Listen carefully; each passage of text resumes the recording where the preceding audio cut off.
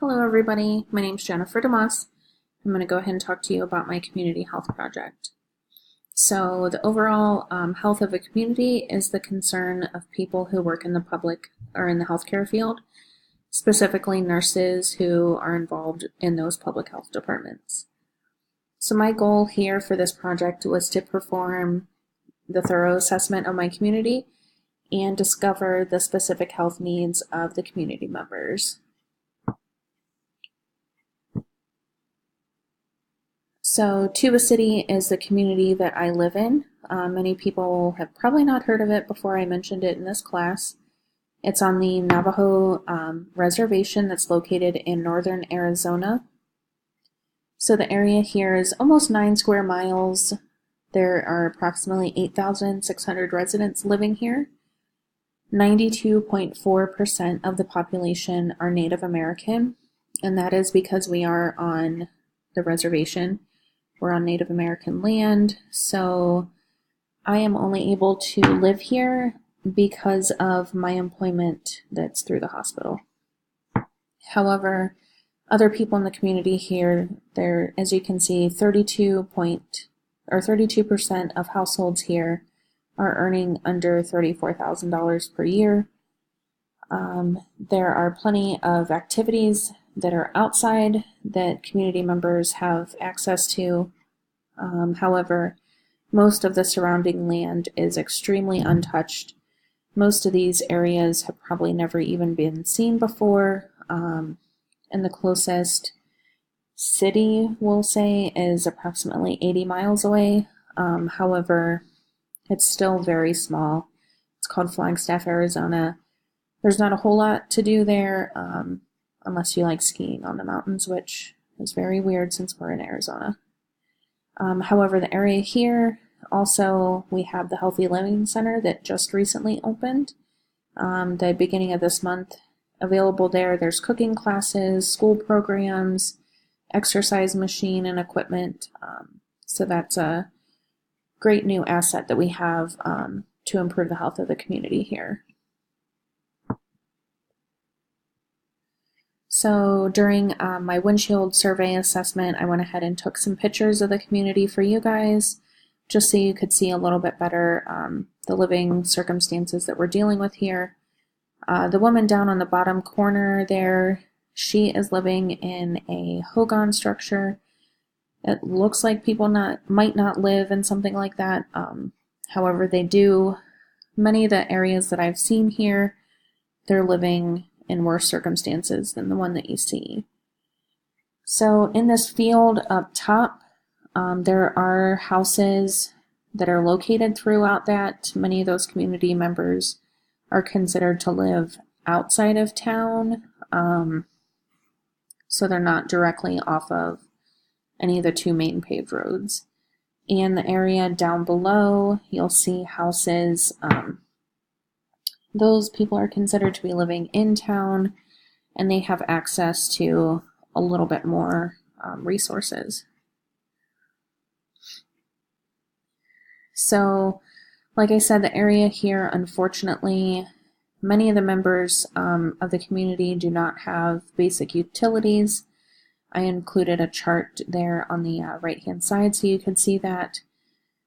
They're living on dirt floors, there's no running water, there's no electricity, there's no they're using outhouses. So it's definitely not something that I am accustomed to seeing until I moved out here. Another thing about the community, we do not have high-speed internet. I'm actually relying on my cell phone, which again is not exactly 100% reliable service out here, unfortunately. If the wind blows the wrong way, our cell phone service and internet service goes out for a couple days. If the power goes out, everything's down here, unfortunately. So the community here does offer one hospital, which is the hospital that I work at. They do have a lot of services, I feel like, for the community members here. There's pharmacy, radiology, lab work, outpatient clinics. There's a same-day appointment clinic. There's eye clinic, and they just opened, like I said, that wellness clinic as well. So here in the community, there's only one small grocery store. It's very small, couple aisles, not really a whole lot of access to fresh fruits and vegetables. Most of the items are prepackaged, processed goods. There is a dollar store that a lot of people unfortunately have to do their grocery shopping at. So they don't have access to, like I said, fresh fruits and vegetables, lean meat, protein, things like that.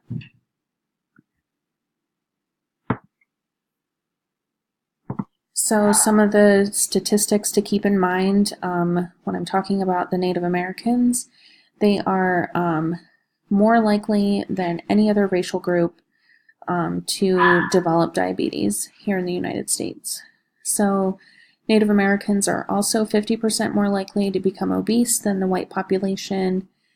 30% of them have high blood pressure, and all of these medical issues, and living in a rural area, they are more likely to defer medical care in comparison to white residents that are living in similar circumstances in a rural area, I should say.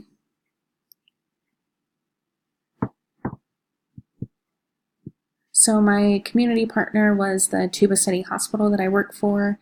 I went ahead and got permission from the LCN on our unit, as well as the unit manager, to work closely with a couple of the nurses on the unit for like data collection and developing the educational piece that we need to improve the health of the community.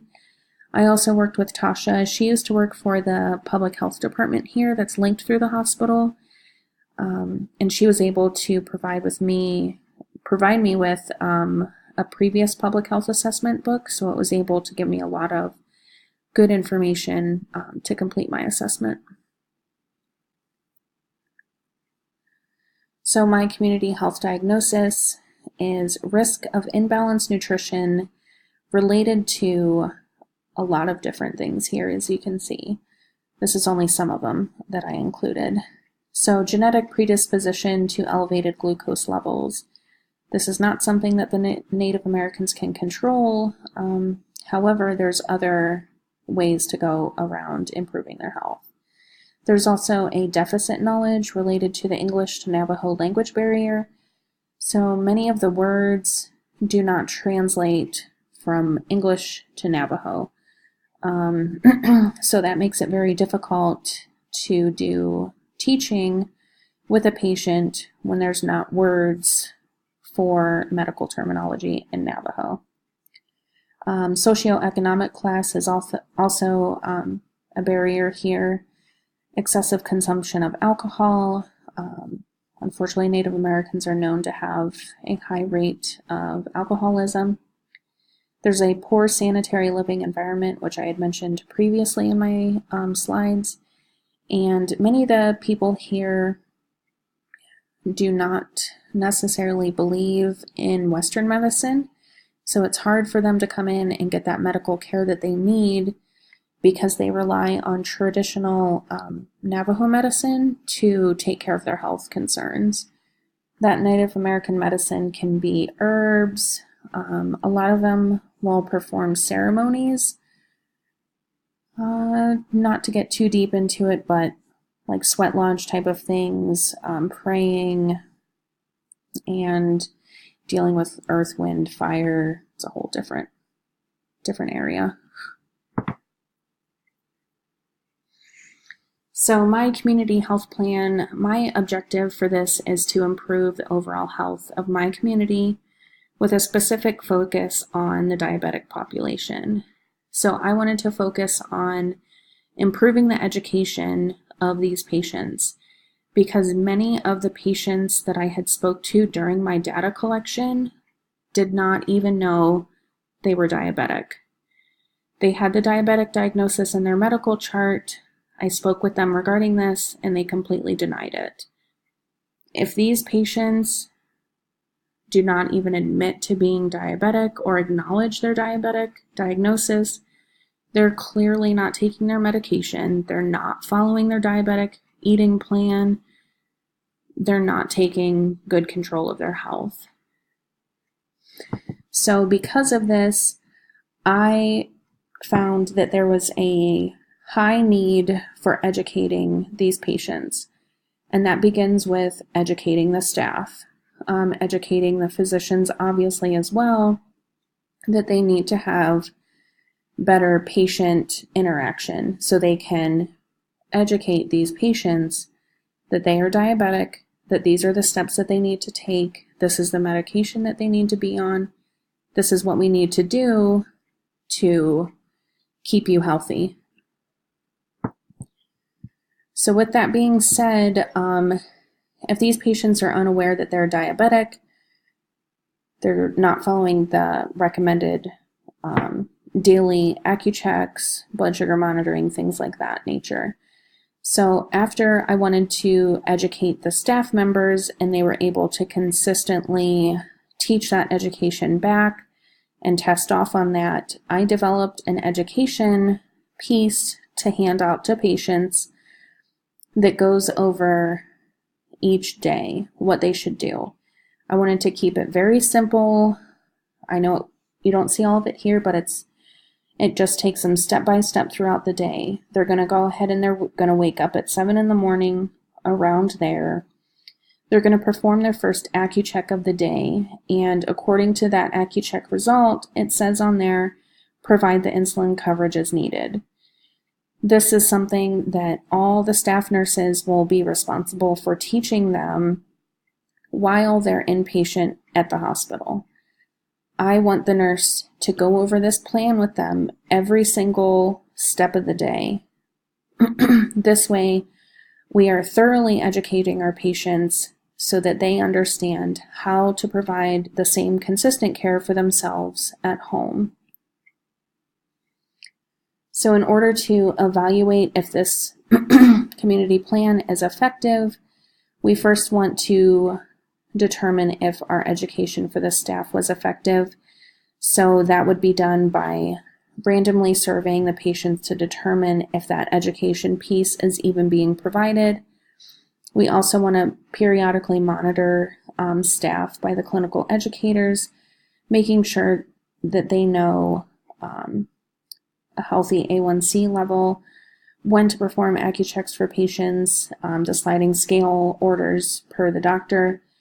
We want to just make sure that our staff is providing accurate and consistent education to patients. So in order to evaluate if this handout and education is effective for patients, we want them to perform teach-back methods to evaluate them while they're inpatient, while they have staff readily available, making sure that they are doing their AccuChecks correctly, that they're dialing their insulin correctly, that they're seeing healthy options on the meal plans available, really getting to know if these patients will do well outside of the hospital. I also want to refer these patients to a public health nurse, so this way they can monitor them long term. So in summary here, the Native Americans are faced with many challenges when it comes to managing their health care. However, I want to improve the health of my community because I see that there is a great need for this. Tuba City might have limited resources as far as like shopping and access to high-tech fancy things. However, these patients have access to free healthcare in town, which is an extremely valuable resource to have when you're diabetic. They get all their appointments, their follow-ups, everything is provided to them at no cost. So if healthcare cost is not a concern to them, and a barrier for them, we want to make sure that we're doing all we can to give them these resources and have them actually use them.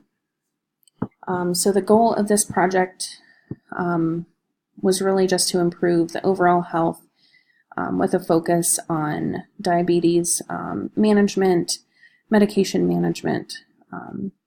That's all, and I hope you enjoyed watching. Thank you.